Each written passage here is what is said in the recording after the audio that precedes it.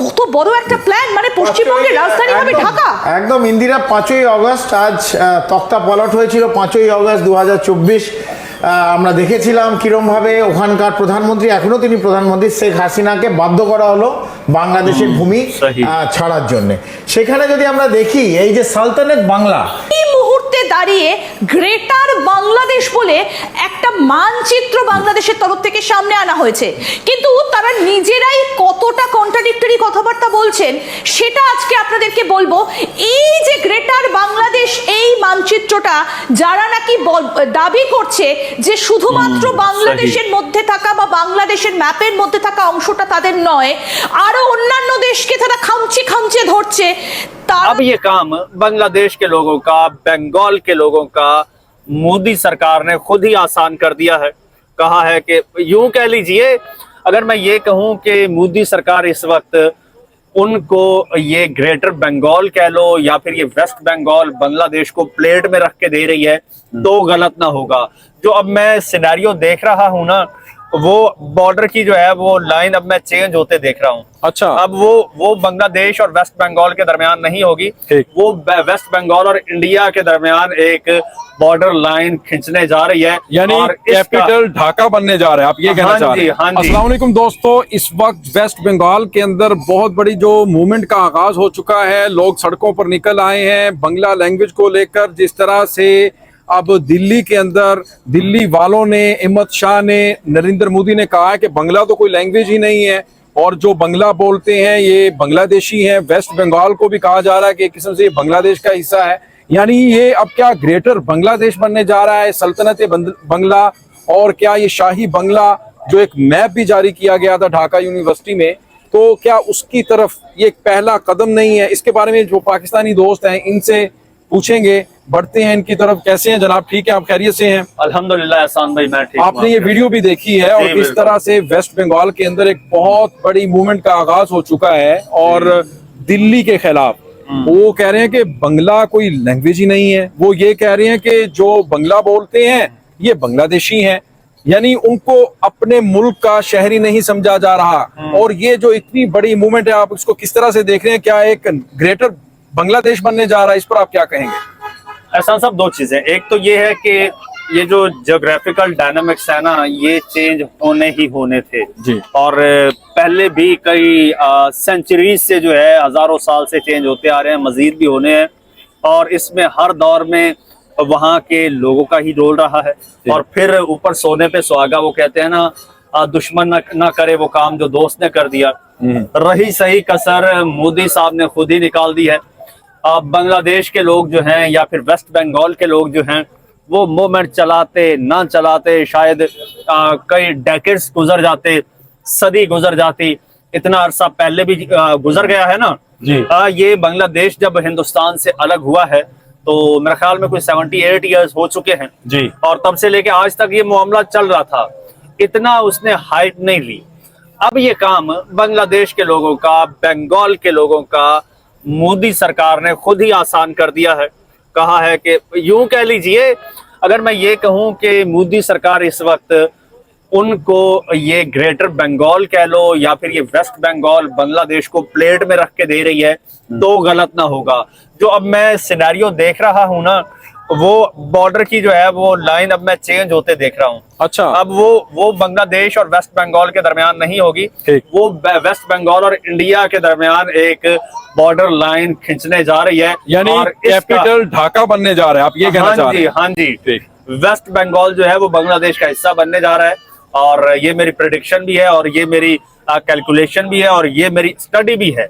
अच्छा, मैंने बहुत सारी वीडियो देखी है, सॉरी मैं आपको रोक रहा हूँ जी जी। तो जो वेस्ट बंगाल, त्रिपुरा और असम के जो लोग हैं वो एहतजाज भी कर रहे हैं, साथ में अब उनका ये भी सपना है ग्रेटर बंगाल का, ग्रेटर बांग्लादेश का। पहले तो सिर्फ बांग्लादेशियों का था ना, लेकिन अब उनका भी ये सपना है। सर देखें, जिस तरह से हिंदुओं के दिल में कहीं ना कहीं वो ग्रेटर हिंदुस्तान, क्या उसको कहते हैं, अखंड भारत की वो एक कसक है ना जी। बिल्कुल उसी तरह बांग्लादेश के लोगों की हर एक बंगाली के दिल में कहीं ना कहीं ग्रेटर बांग्लादेश की वो चाह जरूर है, यानी और जो एक ख्वाहिश कह लीजिए, डिजायर कह लीजिए। ठीक, ठीक। और डिजायर को फिर हकीकत का रूप मोदी सरकार खुद दे रही है। हाँ, अब मोदी सरकार, अब यार ये देखे ना, उनको बंगला नहीं बोलने दिए जा रहे, अब उनकी शिनाख्त है, आइडेंटिफिकेशन है, बंगाली मदर टंग है ना। मदर टंग है यार, वही उनकी आइडेंटिफिकेशन है ना। जी। आप उनसे छीनना चाहते हो। अब मैं आपको बोलूं कि आप पाकिस्तानी नहीं हो, कितना आपको बुरा लगेगा। आपको बोलूं पाकिस्तान से निकल जाओ, तो आप बोलेंगे ना फिर जहां पे मैं रहता हूँ इसको पाकिस्तान से निकालो, यही होगा ना। जी जी बिल्कुल। वो ये कह रहे हैं कि ये जो वेस्ट बंगाल है ये तो बांग्लादेश है, तो ये तो अच्छी बात है ना, वो खुद कर रहे हैं, और तो ममता बनर्जी मैदान में उतर गई हैं। देखिए वो अच्छी बात है ना। अगर वो इंडिया कह रहा है कि ये वेस्ट बंगाल जो है ये हमारा नहीं है तो बांग्लादेश के लोगों को मेरे ख्याल में उसका शुक्रिया अदा करना चाहिए कि मोदी जी आपका बहुत शुक्रिया, आपका धन्यवाद। जो हमारी ख्वाहिश थी, जो हमारी डिजायर थी, वो आपने पूरी कर दी, हमें मेहनत नहीं करनी पड़ी। अब ये मुझे ये समझ नहीं आती, अब मोदी जो है वो इंडिया का सेवक है, इंडिया का वो हमदर्द है, या फिर इंडिया का दुश्मन है। अब देखिए मोदी के दौर में जितनी डिस्क्रिमिनेशन हो रही है, भारत की तारीख में कभी नहीं हुई, जिसको सेक्युलर भारत कहते थे। आज कनाडा में खालिस्तान एम्बेसी कायम हो गई है, ठीक। बहुत जल्द खालिस्तान हिंदुस्तान से अलग होने जा रहा है। उधर से ये जो ये वेस्ट बंगाल के एरियाज हैं, और ये चिकन नेक के ये जो सारी seven sister Tripura, Assam states हैं, त्रिपुरा, आसाम है, फिर नागालैंड है, फिर उधर से मिजोरम है, और बहुत सारी स्टेट्स हैं। और मेरे ख्याल में कोई तमिलनाडु कह रहा है कि हम अलग 25-28 स्टेट्स हैं जो बैक वक्त मूवमेंट चला रही हैं। ठीक ठीक। और ये उसको कंट्रोल करने की बजाय, उसको उन पे हाथ रखने की बजाय उसको हवा दे रहे हैं, नफरत को बढ़ा रहे हैं। तो ये तो मेरे ख्याल में बांग्लादेश के लोगों के लिए बहुत अच्छा है। और अब वो बांग्लादेश, वो पहले वाला बांग्लादेश तो रहा नहीं। क्या सीना वाजिद को बोल दिया कि भाई इधर से हम इनको मारते हैं, उधर से तुम मारो, और मामला सेट रह जाएगा, ये दबके रहेंगे। तो भाई अब उस साइड से उनको जितनी बड़ी सपोर्ट मिल चुकी है ना बांग्लादेश से, और बांग्लादेश देश में एक वो इंडिपेंडेंट एक जो रिजीम आ गया है, तो ये शायद मोदी सरकार को अंदाजा नहीं है इसका, या किसी ने बताया नहीं है कि भाई अब वहां पे तुम्हारी हसीना वाजिद नहीं बैठी, वहां पे डॉक्टर यूनुस बैठे हैं, और वो वहां पर अब गयूर बांग्लादेशी लोग बैठे हैं। वो ये कह रहे हैं कि अगर ये ग्रेटर बंगाल बनाएंगे ना, ग्रेटर बांग्लादेश बनाएंगे, यानी हिंदुस्तान को दो भागों में, कई टुकड़ों में तकसीम करेंगे, तो फिर हम बांग्लादेश को भी दो भागों में तकसीम कर देंगे, यानी हिंदू देश बनाएंगे, वहां पर हिंदू आबादकार लेकर जाएंगे, और रंगपुर जो डिस्ट्रिक्ट है वहां पर एक हिंदू देश बनेगा। यानी वो कह रहे हैं कि हमारे पास भी एक प्लान है इसको बांग्लादेश को तोड़ने का। क्या कामयाब हो जाएगा? एक होता है अपना ग्राउंड रियलिटी, ठीक, और दूसरी जो चीज होती है उसे हमारी उर्दू में कहते हैं दीवाने का ख्वाब, ठीक।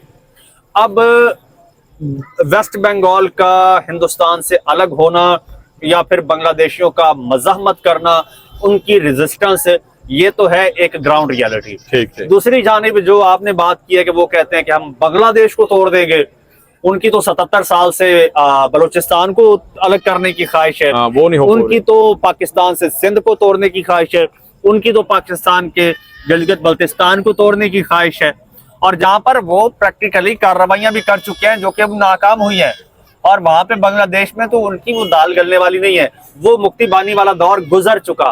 अब ना वो बांग्लादेश है, ना वो बांग्लादेश के लोग हैं, ना वो दौर है, और ना ही डायनामिक्स, ना ही शेख हसीना है, ना ही शेख हसीना है, और ना ही शेख मुजीब है। तो पता नहीं किसके आसरे या किस खुश फहमी में ये बातें कर रहे हैं। तो मेरे ख्याल में ये बातें हकीकत से बहुत बहुत कोसों दूर है, बल्कि तो अब ऐसा होने वाला नहीं है। और अब ये अपनी बका की फिक्र करे इंडिया, और इसकी अपनी बका हो जाए तो ये बहुत बड़ी बात होगी। अगर ये कोई 10 साल 15 साल ये हिंदुस्तान को टूटने से अगर मोदी बचा ले ना, तो ये मोदी की बहुत बड़ी कामयाबी होगी। वरना मुझे अगले 2-4 साल में ये टुकड़े होते नजर आ रहे हैं, टुकड़े होते हुए नजर आ रहे हैं। बहुत शुक्रिया इरफान साहब, थैंक यू।